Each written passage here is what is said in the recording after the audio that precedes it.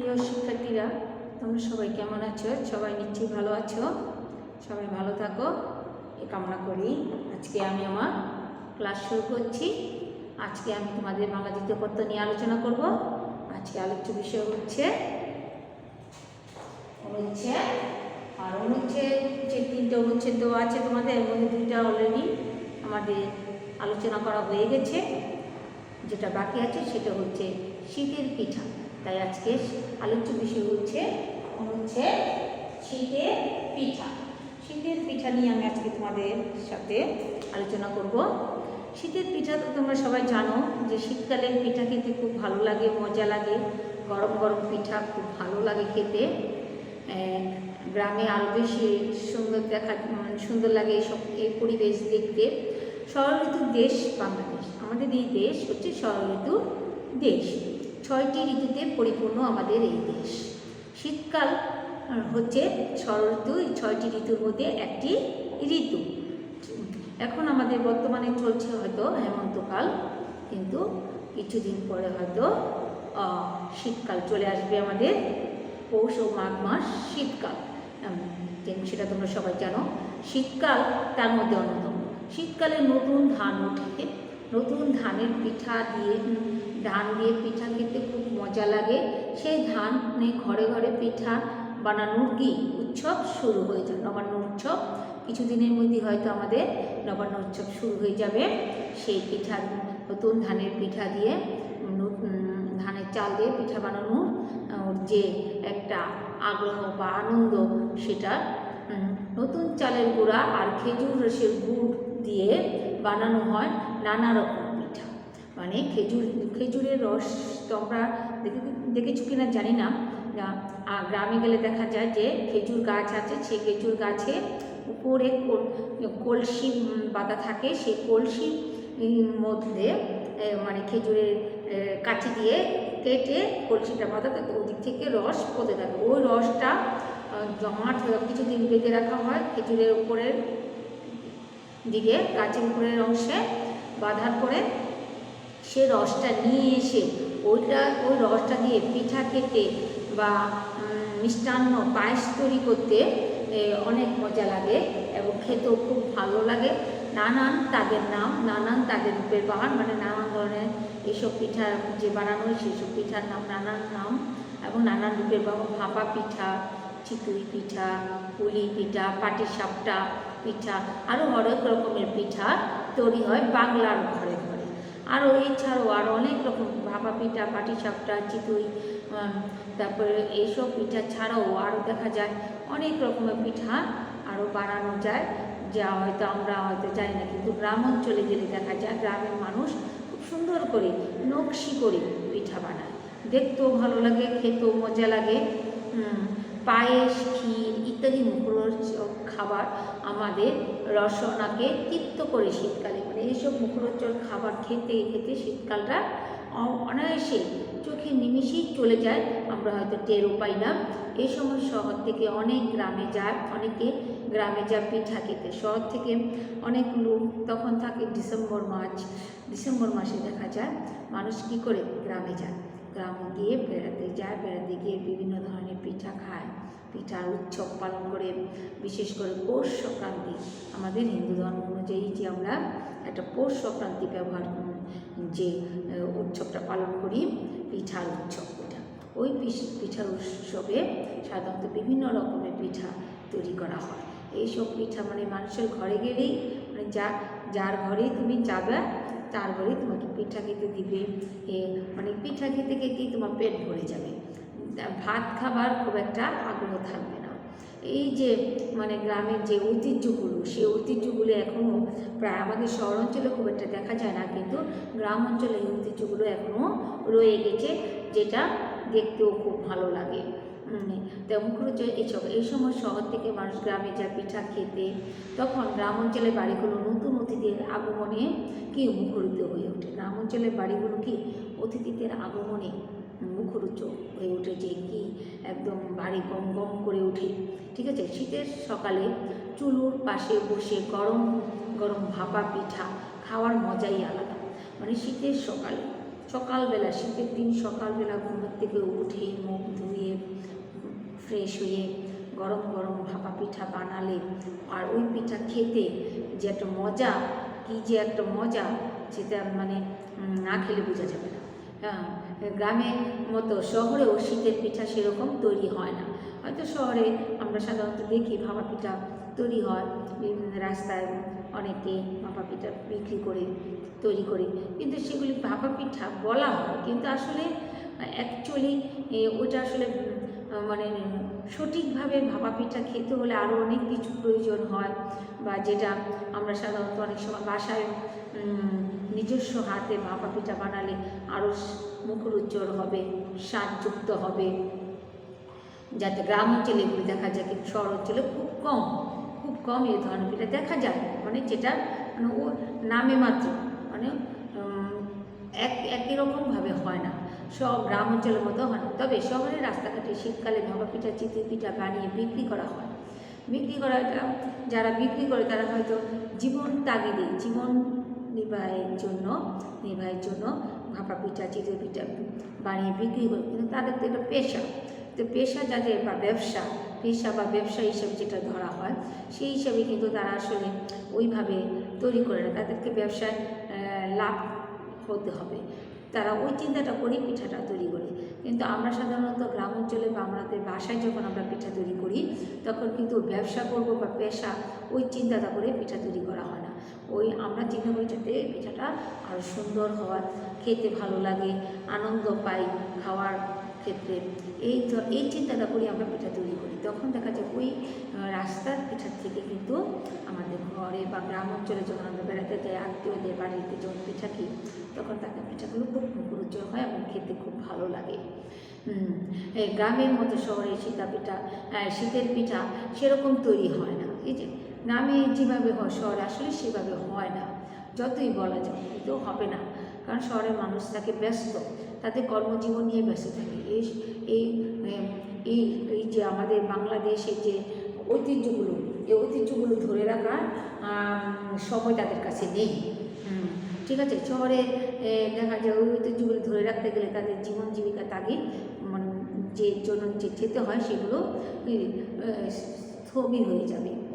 তবে শহরের রাস্তাঘাটে পিঠা বিক্রি করা, এছাড়াও অনেক বড় বড় হোটেলও পিঠা উৎসব হয়। পিঠা বাঙালি সংস্কৃতির অন্যতম উপাদান। এছাড়াও দেখা যায় শহরে অনেক বড় বড় হোটেলে বা অনেক এই যে মিষ্টি দোকানে দেখবে যে পাটিসাপটা পিঠা পাওয়া যায়, এই যে পিঠা পাওয়া যায়, কিন্তু পাওয়া যায় ঠিক আছে, কিন্তু আমি তাকে প্রথমেই বলেছি যে পিঠা পাওয়া যাবে না যে তা কিন্তু না, কিন্তু পাওয়া যাবে। তবে গ্রাম অঞ্চলে যেভাবে হয় বা আমরা বাসায় যেভাবে বানাই, মানে মুখরোচকভাবে ওভাবে পিঠাটাও হয় না। হোটেলে বা রাস্তায় যে চিতই বা ভাপা পিঠা পাওয়া যায় সেভাবে হয় না। তবে পিঠা হচ্ছে বাঙালি সংস্কৃতির অন্যতম উপাদান। এই যে আমরা অনেক সময় কিন্তু আমাদের স্কুলেও আমরা কি পিঠা উৎসব পালন করি, পিঠা উৎসব পালন করে আমরা কি এই ঐতিহ্যটাকে ধরে রাখার চেষ্টা করি। তাছাড়া তোমাদেরকে সেই ঐতিহ্যটাকে দেখার জন্য বা শেখার জন্য কী করি, সেটা মানে অনুষ্ঠানটা করার সুযোগ করে দেই, যাতে তোমরা জানতে পারো, বুঝতে পারো যে আমাদের যে সাংস্কৃতিক একটি অনুষ্ঠান আছে পিঠা উৎসব, সেটাও কিন্তু আমরা পালন করে থাকি আমাদের স্কুলে। তোমরা অনেকেই দেখেছ, বুঝতে পেরেছ এবং অনেকে পালনও করেছ। তাই শীতের পিঠাটা এভাবেই মানে তোমাদের পরীক্ষায় লিখতে হবে, যাতে আমাদের মানে সবাই দেখে পড়ে বুঝতে পারো। তাহলে শীতের পিঠাটা ভালো করে পড়ে তারপরে আগামী পরীক্ষার জন্য প্রস্তুত নিয়ে নেবে। এখন আমি তোমাদের যে বানান কীভাবে করতে হয়, লিখতে হয়, সেটা আমি তোমাদের একটু আলোচনা করব।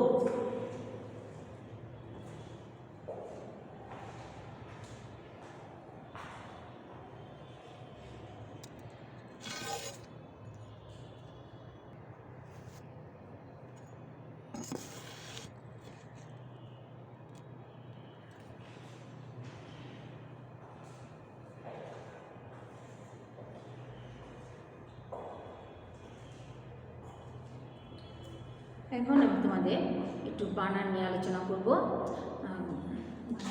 লিখে দিচ্ছি।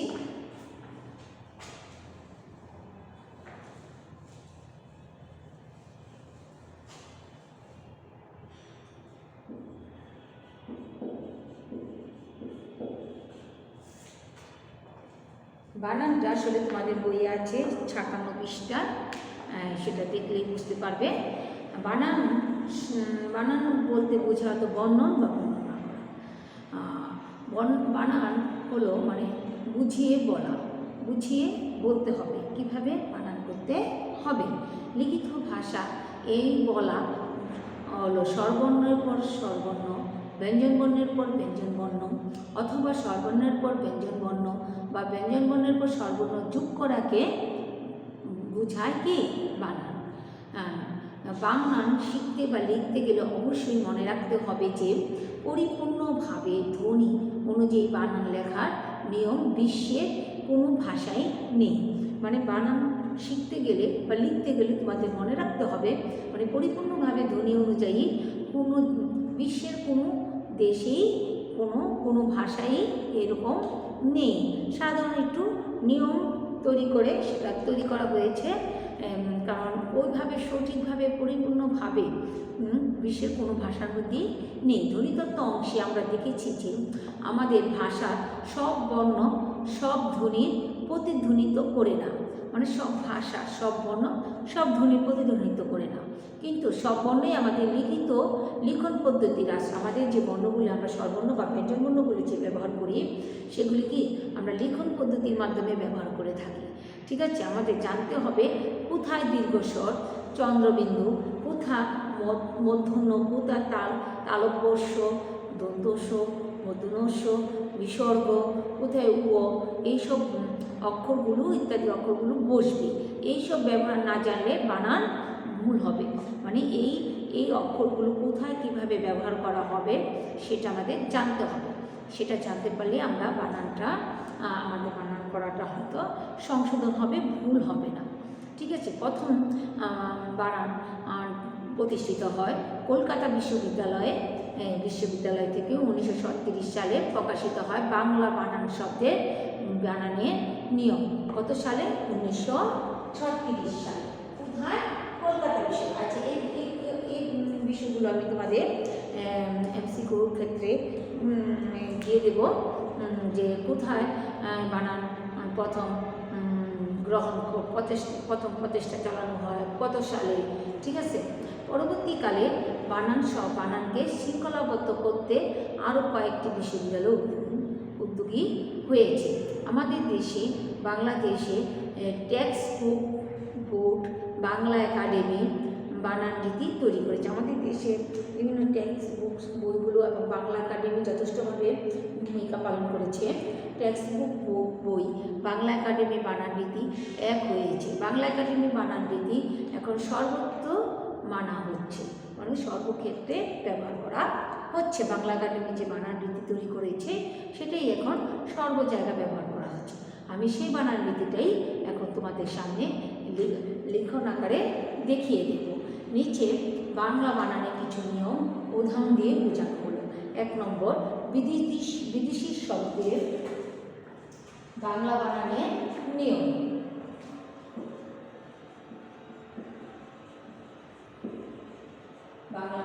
বানানের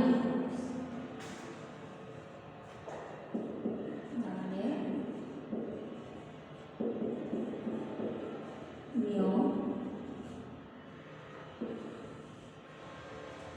এক নম্বর হচ্ছে বিদেশি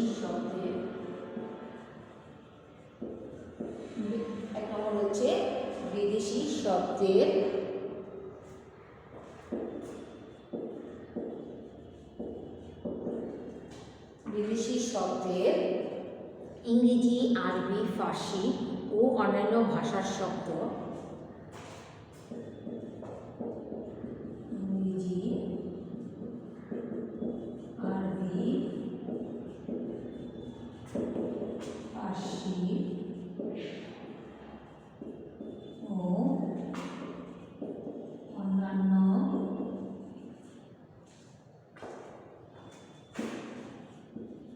ভাষার শব্দ ভাষার শব্দ বানানে সবসময় হর্ষ বানানে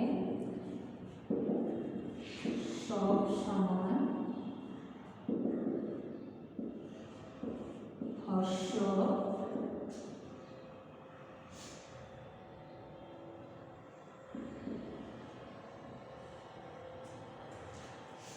হর্ষ হর্ষ ই বা ইকার, হর্ষ ই বা ইকার, হর্ষ ই বা ইকার আর হবে। ইকার মানে রস্যিকার, ঠিক আছে? ঠিক আছে, যখন বিদেশি শব্দের ক্ষেত্রে ইংরেজি, আরবি, ফার্সি শব্দগুলো বা অন্যান্য ভাষার শব্দ ব্যবহার করব, তখন বানান সবসময় হর্ষ ই বা ইকার রস্যিকার ব্যবহার করা হবে। যেমন জাফরানি, মিশনারি, যেমন জাফরানি, মিশনারি, জাফরানি, মিশনারি, তারপরে লগাম উদ্দি ইত্যাদি।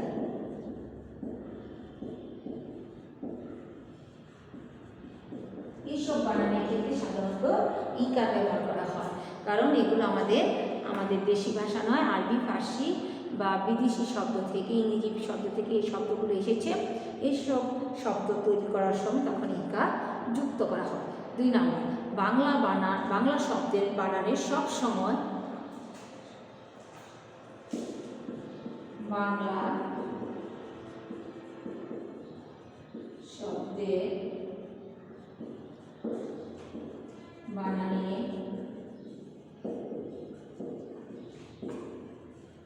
সবসময় বাংলা শব্দের বানানে সবসময় হর্ষ ই বা ইকার হবে। হর্ষ ই বা ইকার হবে। যেমন মনে করো ডুলি, হাঁড়ি, বাঁশি ইত্যাদি। ডুলি,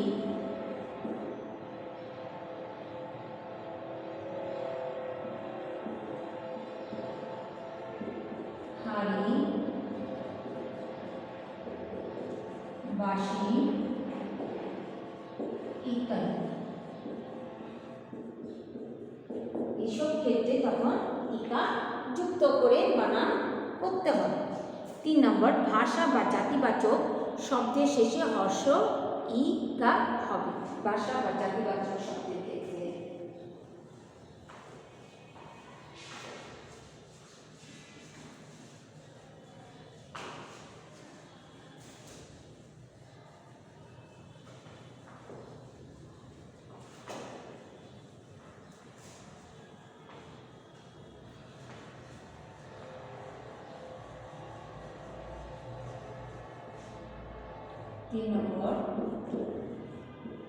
ভাষা বা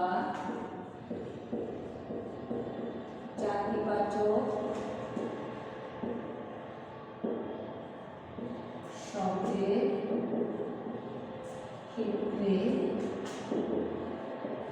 হর্ষ ই বা ইকার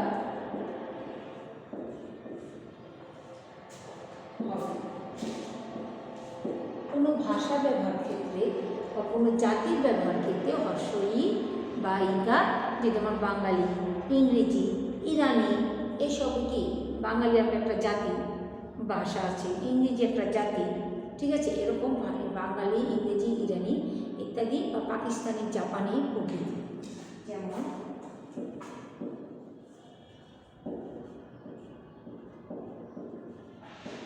বাঙালি, ইংরেজি, জাপানি। পাকিস্তানি,